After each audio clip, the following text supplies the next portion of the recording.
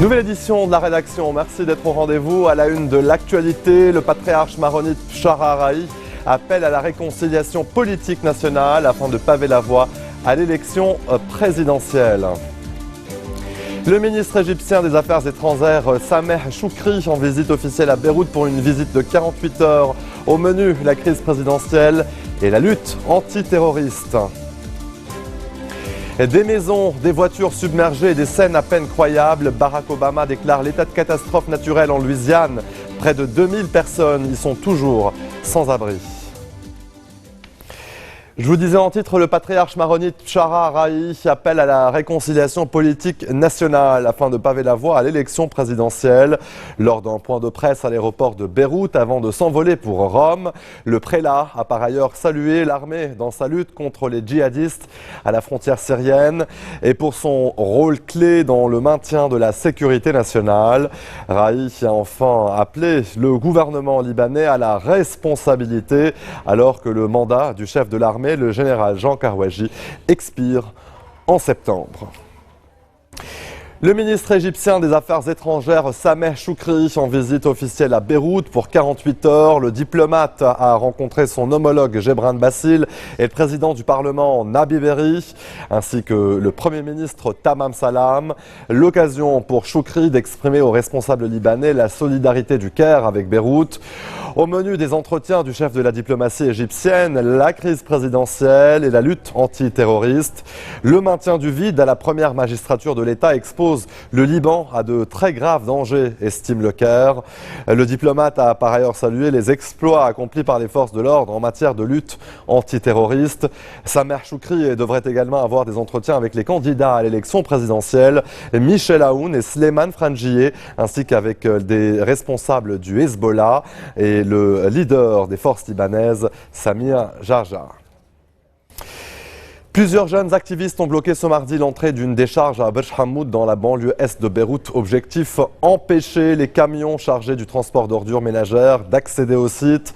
Les forces de sécurité se sont déployées pour ouvrir la route. Samedi, des étudiants Kataeb, appuyés par des activistes de la société civile et des habitants de Burj Hamoud, avaient réussi à arrêter les travaux sur le site de construction de l'une des décharges prévues par le gouvernement dans la région. Dans un tout autre registre, la situation maintenant à Alep, où les combats entre la coalition de djihadistes et d'islamistes et l'armée syrienne se poursuivent sans interruption depuis 2 semaines. 20 000 hommes se battent dans une ville coupée en deux et où vivent encore 1,5 million de personnes. Les combats s'accompagnent tous les jours de bombardements aveugles et de raids aériens contre les quartiers résidentiels. Les habitants souffrent d'un manque d'eau, de coupures d'électricité et de pénurie d'essence et de produits alimentaires. Le comité international de la Croix-Rouge déplore d'immenses souffrances humaines. Et les habitants reviennent par milliers à Manbij, cet ex-fief djihadiste du nord de la Syrie, désormais en ruine. Partout, des scènes de destruction avec des plafonds de maisons écroulés et des bords de route jonchés de gravats. La ville a été libérée vendredi dernier après 70 jours de combat. Une bataille qui a fait entre 500 et 700 morts. Et Tanadji. À bord de ces camions, des milliers de familles rentrent à Minbej. Sur leur trajet, les habitants découvrent le nouveau visage de la ville, défiguré par les combats. Dans le centre, les véhicules sont contrôlés par les combattants des forces démocratiques syriennes. Les djihadistes ont été chassés il y a plus d'1 semaine, mais un climat de suspicion règne toujours dans Minbej. Au milieu des ruines, Fatima est à la recherche de son mari, blessé dans l'explosion d'une mine. Les gens imploraient Mohamed de ne pas ouvrir la porte et d'attendre, mais il est très têtu. Il voulait s'assurer que notre maison n'avait pas été pillée. Mohamed a été transporté d'urgence dans un hôpital de Kobané au nord-est. Les centres de soins de Minbej ont été détruits. La ville doit être déminée pour que nous puissions y vivre sereinement. Il faut qu'ils nous approvisionnent en eau et en électricité pour que les choses reviennent à la normale. Les djihadistes de Daesh ont ruiné nos vies. Regardez tout autour de vous. Minbej est en ruine. À quelques mètres de là, Najwa et sa fille retournent chez elles. Les murs sont éventrés. Leur maison a été touchée pendant les combats.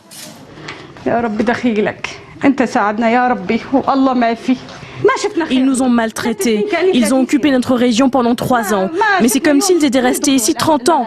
Ils ont tout brûlé avant leur fuite. Le 6 août dernier, les combattants du groupe État islamique étaient chassés de Minbej par les forces arabo-kurdes, aidés des raids de la coalition internationale. Une reconquête symbolique, car Minbej était l'un des fiefs et un carrefour stratégique des djihadistes en Syrie. À présent, au nord de l'Irak, les forces sur le terrain soutenues par la coalition internationale continuent de se battre d'urgence contre l'organisation État islamique. Le groupe terroriste avait pris possession en 2014 d'une grande partie de la région, dont Mossoul. La deuxième ville du pays est aujourd'hui la capitale autoproclamée du groupe État islamique en Irak. Ces dernières heures, les autorités de la région autonome du Kurdistan irakien annoncent avoir réussi à reprendre plusieurs villages stratégiques au sud-est de Mossoul. Le résultat d'une offensive débutée il y a 2 jours. À présent, la situation au Yémen où 11 personnes, dont un membre du personnel de Médecins sans frontières, ont été tuées et au moins 19 blessés dans un raid aérien contre un hôpital de la ville d'Abs, dans le nord du pays. La coalition internationale arabe qui intervient au Yémen en soutien au pouvoir a annoncé l'ouverture d'une enquête indépendante. Les explications de Lucie Debiol. C'est la 4e attaque en moins de 12 mois contre un des sites de Médecins sans frontières. Cette fois-ci, le raid a visé un hôpital de la ville d'Abs au nord du Yémen. L'ONG y travaillait depuis juillet 2015. Tous les patients et soignants survivants ont été évacués. Qu'est-ce qu'ils pensent trouver dans un hôpital à part des malades et des blessés? Il n'y a rien d'autre que des patients, des personnels hospitaliers, des membres de Médecins sans frontières et des soignants yéménites. Selon les habitants, la ville était visée depuis plusieurs jours par les bombardements de la coalition arabe menée par l'Arabie saoudite. Samedi déjà, une école a été frappée dans une autre région rebelle au nord du pays. Un bombardement au cours duquel une dizaine d'enfants a été tuée. Après le raid contre l'hôpital ce lundi, MSF a publié un communiqué et demandé aux belligérants, en particulier à la coalition menée par Riyad, de s'engager à ce que ces attaques ne se reproduisent pas. Les coordonnées GPS de nos structures de santé, celles où on travaille, celles que l'on supporte, sont transmises aux 2 parties. Cet hôpital était identifié et l'activité hospitalière, le soutien qu'MSF apportait à cet hôpital était connu, que ce soit de la coalition ou que ce soit des rebelles. Partisans de l'ancien président Ali Abdallah Saleh, les rebelles houthis se disputent le pouvoir depuis 2014 avec les forces de l'actuel dirigeant Mansour Hadi, soutenu par la coalition arabe. En 18 mois, la guerre a fait plus de 6400 morts et des dizaines de milliers de blessés, dont de nombreux civils. Donald Trump appelle à une extrême vigilance contre les migrants. Il veut les soumettre à un test idéologique. Lors d'un discours dans l'État d'Ohio, le candidat républicain à la Maison-Blanche a affirmé qu'il fallait suspendre temporairement l'immigration des régions les plus dangereuses et instables du monde, suspectées d'exporter le terrorisme. Cécile Adobati. La fermeté en matière d'immigration, c'est la réponse de Donald Trump face à la menace terroriste. Même s'il n'est plus question d'interdire le pays à tous les musulmans, le candidat républicain veut mettre en place de nouvelles procédures plus strictes en matière d'accueil. Nous ne devrions admettre dans ce pays que ceux qui partagent nos valeurs et respectent notre peuple. Il est plus que temps de mettre en place de nouveaux contrôles face aux menaces auxquelles nous sommes confrontés. Je les qualifierais de filtrage extrême. Pour lutter contre l'organisation de l'État islamique, Donald Trump veut trouver un terrain d'entente avec la Russie. Il affiche aussi désormais sa volonté de coopérer avec l'OTAN, alors qu'il s'était montré très critique jusque-là vis-à-vis de l'Alliance Atlantique.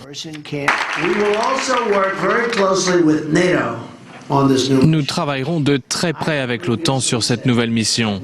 J'ai dit précédemment que l'OTAN était obsolète parce qu'elle avait échoué à s'occuper du terrorisme d'une manière adéquate. Ils ont depuis changé leur politique et ils ont une nouvelle division consacrée à la menace terroriste. C'est très bien.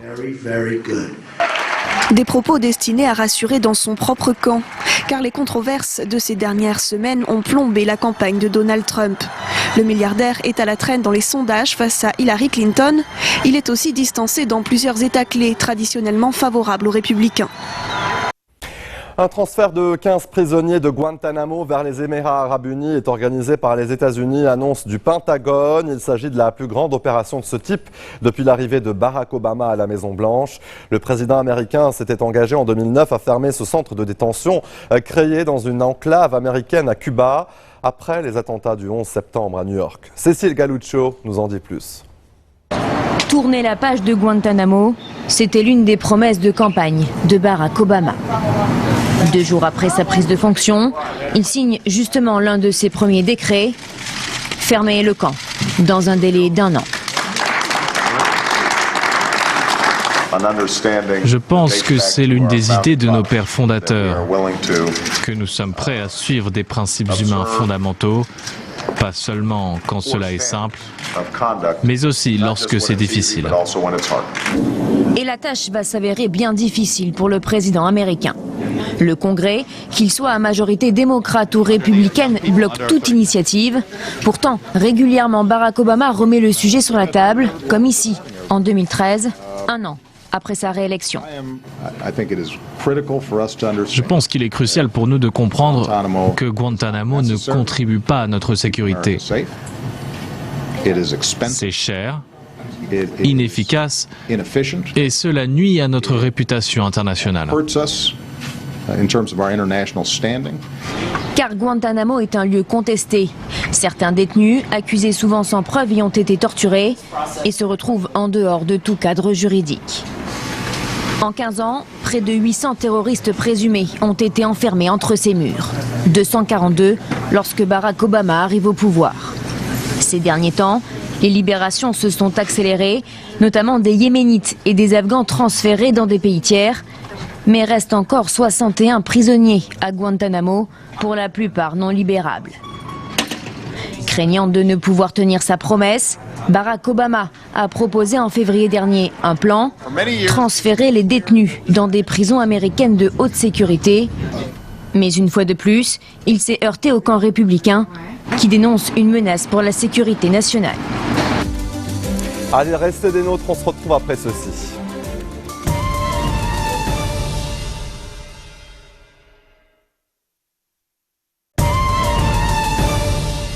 Retour sur le plateau de l'info. Au Portugal, les incendies reprennent de la vigueur, surtout dans le nord, avec parfois des fronts de flammes de plusieurs kilomètres. Les températures très élevées, le vent et la sécheresse donnent du mal aux 2500 pompiers mobilisés. Les autorités sont débordées et les habitants utilisent les moyens du bord. La météo n'annonce aucune accalmie et la situation devrait rester très difficile. 100 000 hectares de forêt sont déjà partis en fumée. Et les incendies restent toujours aussi dévastateurs en Californie cette fois. Depuis samedi, à 160 km au nord de San Francisco, un gigantesque brasier a déjà ravagé plus de 1600 hectares.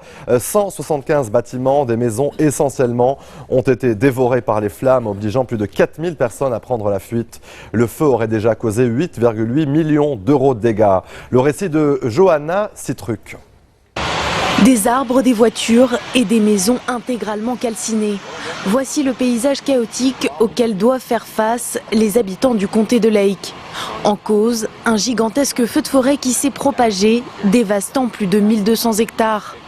Pour échapper aux flammes, environ 4000 personnes ont été forcées de fuir leur domicile. Actuellement, l'incendie semble maîtrisé, mais selon les autorités, il peut redémarrer à tout moment. Ce qu'on ne contrôle pas, et c'est notre plus gros ennemi, c'est la météo. Et c'est ce qu'il s'est passé. Avec le vent, les braises se sont ravivées et soudainement l'incendie est reparti. Et si la progression du feu est si rapide, c'est parce que depuis 2011, la Californie est victime d'une sécheresse historique. Une sécheresse qui rend la végétation hautement inflammable. L'été dernier, la région a été touchée par un des incendies les plus importants de l'histoire de l'État. Le feu avait tué 4 personnes et ravagé plus de 30 000 hectares. Des paysages tout aussi méconnaissables, des maisons, des voitures submergées et des scènes à peine croyables. En Louisiane, après les inondations, l'état de catastrophe naturelle a été déclaré par le président Obama. Des inondations sans précédent qui ont fait au moins 3 morts. 7000 personnes ont été secourues et près de 2000 personnes sont aujourd'hui sans abri. Lucie Debiol. Plus de 60 cm de pluie tombée en 3 jours. Sur les routes et dans les villes de Louisiane, les inondations sont toujours bien visibles. Mais dans certains secteurs, le niveau de l'eau a commencé à baisser. Nous allons maintenant passer dans une phase de reconstruction, mais dans certaines parties de l'État, nous sommes toujours dans une phase de recherche et de sauvetage. Nous allons fournir toute l'aide dont nous disposons le plus tôt possible. C'est mon engagement en tant que gouverneur. Le président Barack Obama a déclaré l'état de catastrophe naturelle, une décision qui doit permettre de débloquer des fonds fédéraux d'urgence. Depuis le début des intempéries, plus de 20 000 personnes ont dû être évacuées, des habitants qui ont trouvé refuge dans des foyers d'accueil. C'était assez effrayant car on ne savait pas jusqu'où et à quelle vitesse l'eau allait monter. On a juste dû partir avant qu'il ne soit trop tard. Tous attendent désormais la décrue pour pouvoir rentrer chez eux et constater l'étendue des dégâts. Les pluies torrentielles, elles, se sont déplacées vers le nord-ouest et menacent désormais le Texas et l'Arkansas voisin. Toujours aux États-Unis, à New York, cette fois, un homme de 35 ans vient d'être inculpé après le double meurtre d'un imam et de son assistant perpétré samedi. Oscar Morel, résident à Brooklyn, a été arrêté dimanche soir alors qu'il tentait de s'enfuir. La police n'a pas exclu le crime de haine, mais a indiqué que le motif du double meurtre n'était toujours pas clair. Une cérémonie, vous le voyez, de prière en mémoire des 2 victimes s'est tenue ce lundi. Elle a rassemblé plusieurs centaines de personnes à Brooklyn. Et avant de se quitter, la Chine a effectué aujourd'hui le premier lancement mondial d'un satellite à communication quantique, une percée technologique pour Pékin qui ambitionne par ce biais d'édifier un système inviolable de communication cryptée. Laure Wagner et Clément Bonnereau nous en disent plus. Voici le premier satellite quantique envoyé dans l'espace. Lancé depuis le désert du Gobi en Chine ce mardi, il représente une percée technologique majeure pour la communication à longue distance. Je déclare le succès de la mission d'expérience quantique. Ce satellite, baptisé Mozi en l'honneur d'un philosophe chinois du 5e siècle avant Jésus-Christ, doit permettre d'établir un système de communication crypté inviolable. Le système se base sur l'envoi de photons, des particules fondamentales du champ électromagnétique. Celles-ci s'autodétruisent en cas de tentative d'interception du message. L'espionnage est donc impossible selon Pékin. Un défi technologique, mais aussi stratégique, car jusqu'à présent, l'efficacité de cette technologie n'avait jamais été prouvée sur des longues distances. Mozi va tenter de relever le défi entre Pékin et Urumqi, 2 villes distantes de près de 2500 km. Nous espérons pouvoir former une constellation de satellites de communication dans le futur. Nous allons lancer plusieurs satellites et utiliser un système de fibre optique pour transmettre des informations à un grand nombre de ménages. De cette façon, nous pourrons établir un large éventail de réseaux de communication quantique. La recherche quantique est devenue une priorité pour Pékin. En 2015, 90 milliards d'euros ont été investis dans la recherche fondamentale, dont une grande partie a été consacrée à la recherche quantique. Aux États-Unis, elle ne représente que 175 millions d'euros par an. La Chine ambitionne d'être un leader dans la recherche scientifique de pointe. Elle prévoit de déployer 20 autres satellites sur l'ensemble de la planète. Et c'est ainsi que se referme ce journal, le rappel des titres. Le patriarche maronite Shahar Rahi appelle à la réconciliation politique nationale afin de paver la voie à l'élection présidentielle. Le ministre égyptien des Affaires étrangères Samer Choukri en visite officielle à Beyrouth pour 48 heures. Au menu, la crise présidentielle et la lutte antiterroriste. Et des maisons, des voitures submergées et des scènes à peine croyables. Barack Obama déclare l'état de catastrophe naturelle en Louisiane. Près de 2000 personnes y sont aujourd'hui sans abri. Merci de votre attention. L'info continue sur notre antenne. À très bientôt.